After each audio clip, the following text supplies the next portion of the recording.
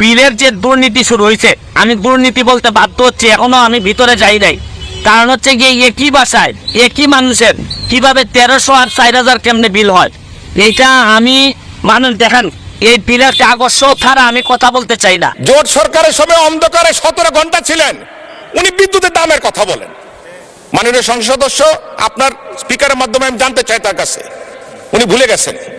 আরে অন্ধকারে থাকার যে কষ্ট, আরে সেই কষ্টের কথা বলেন। মাননীয় স্পিকার, আপনার কাছে অনুরোধ করি, আল্লাহর হস্তে সংসদ সদস্যরা বিদ্যুৎ জ্বালানি নিয়ে কথা বলেন না।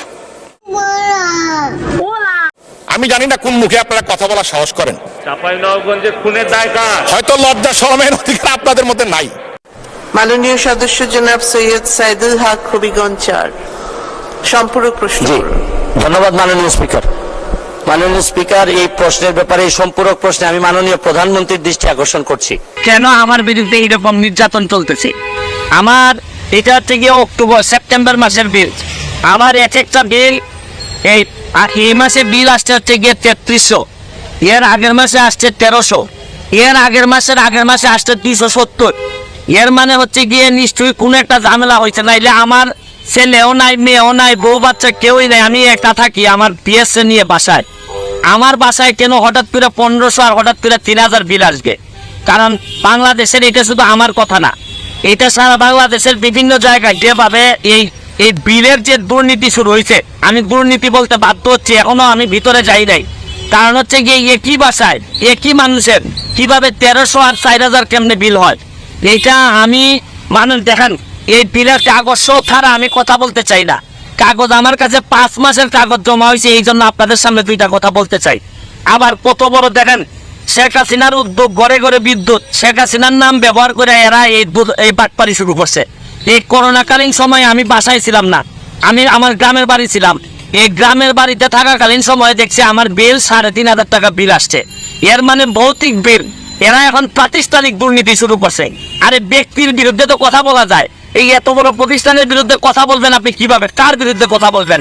মাননীয় মন্ত্রীর দৃষ্টি আকর্ষণ করে বলছি, দেখেন আপনারা এই যে মানুষের যে দীর্ঘ নিঃশ্বাস, এই নেত্রীর নাম ব্যবহার করে, উপরে নেত্রীর নাম দিয়ে এই যে আপনারা ভৌতিক বিল দেওয়া শুরু করছেন, এটা ছিলেন সকালবেলা উঠে যে গার্জিয়ান যে 1500 টাকার বিলের জায়গায় যে 3000 3500 টাকা বিল দেখে, তার জীবন তো এইভাবেই শেষ হয়ে যাচ্ছে। আরে ধর্ষণ কি খালি মহিলাদের হয়? এই বিদ্যুৎ বিলের ধর্ষণ হচ্ছে না? এই যেটা হওয়ার কথা 1300, এইটারে 3500 5000 করে বিল মারতেছেন, মানে আর বাঁচার কোনো পথ নাই। কারণ প্রাতিষ্ঠানিক দুর্নীতি যখন আপনি অবস্থান নিয়ে নেয়, তখন আমাদের যারা জনগণ আছে, জনগণের 12টা বেজে। এইভাবে যদি চলতে থাকে, আমি মাননীয় প্রাইম মিনিস্টারের দৃষ্টি আকর্ষণ করে বলছি, এরা কিন্তু 12টা বাজায় ছাইড়া দিবে জনগণের। এদের কাছ থেকে কিন্তু বাঁচার কোনো উপায় নাই। কারণ ব্যক্তির বিরুদ্ধে তো মামলা করা যায়, এত বড় প্রতিষ্ঠানের বিরুদ্ধে আপনি মামলা করবেন কিসের ভিত্তিতে? আমি বলবো যে এখনো সময় আছে, এটা চেক করেন। কারণ করোনাকালীন সময়ে এদের বিরুদ্ধে অভিযোগ আসছিল, এরা যা মন ধরে বিল দিচ্ছে, পরে আবার কেউ বলে যে ম্যানেজ করছে, অ্যাডজাস্ট করছে। এইভাবে একটা দেশ চলতে পারে না। কারণ আমার তো ব্যারিস্টার মানুষ, আমি বিল দিয়ে দিতে পারবো, অসুবিধা নাই। কিন্তু যারা নিরীহ নির্যাতিত, যারা এই অফিসে চাকরি করে, এরা না তো বিল দিতে কষ্ট হবে, হয়তো এরা অফিসে চাকরি করে বলে পক্ষে বলতে চায়। কিন্তু আমি শুধু বলতে চাই, এইটার ব্যবস্থা গ্রহণ করেন, নাইলে মানুষের দীর্ঘ নিঃশ্বাসে বহুদিন সোনার বাংলা, বঙ্গবন্ধু সোনার বাংলা হবে না। ভালো থাকবেন, মাননীয় মন্ত্রী। 93 সালে গ্যাসের দাম কত ছিল? ধন্যবাদ মাননীয় স্পিকার, ধন্যবাদ মাননীয় স্পিকার। মাননীয় স্পিকার, আমার মনে হয় আমি উত্তরটা দেই। উনি অনেক উত্তেজিত হয়ে গেছেন সংসদ সদস্য, অনেকে অনেক সত্য কথা সহজে নিতে পারেন। আমি মাননীয় স্পিকার, আমি চাই এই সংসদে একটা সময় দেন, জ্বালানি নিয়ে কথা বলবো। অন্ধকারে 17 ঘন্টা ছিলেন, সকলে মনে আছে। জোট সরকারের সময় অন্ধকারে 17 ঘন্টা ছিলেন, উনি বিদ্যুতের দামের কথা বলেন। আরে অন্ধকারে থাকার যে কষ্ট, আরে সেই কষ্টের কথা বলেন। আপনাদের সময় বিদ্যুৎ অপচয় কষ্ট কত ছিলেন জানেন? মাননীয় সংসদ সদস্য, আপনার স্পিকারের মাধ্যমে আমি জানতে চাই তার কাছে, উনি ভুলে গেছেন। 44%, 44% অপচয় ছিল। অপচয়টা কি মধ্যে পড়ে? দুর্নীতির মধ্যে পড়ে। তিনবার দুর্নীতিতে চ্যাম্পিয়ন কি খামাখা হয়েছেন তারা?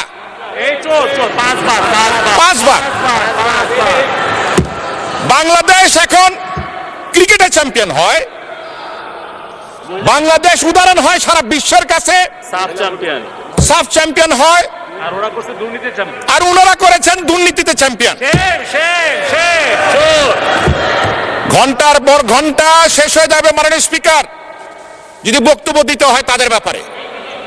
কোনো প্রয়োজন নাই, চাল ডাল গম কি দাম ছিল, আরে ভাই আপনারা তো খাদ্যই দিতে পারেন না, গুলি করে মানুষ মেরেছে, আবার দামের কথা জিজ্ঞাসা করেন।